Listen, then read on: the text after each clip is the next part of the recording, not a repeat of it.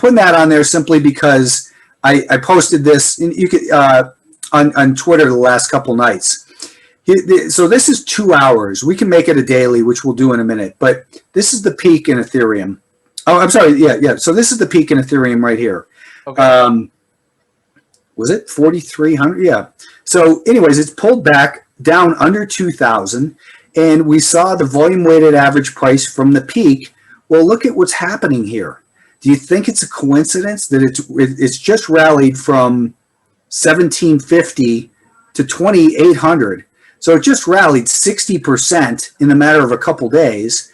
And I look at it and say, it's at a level that's becoming resistance. So it's working its way, it's working that through there.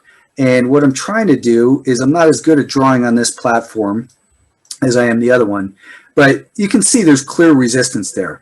Now, the other interesting thing, Juan, is that when we saw this big volume sell-off, once it started rallying up over here, I put a volume weighted average price on that low. Look at where the low was, almost to the penny.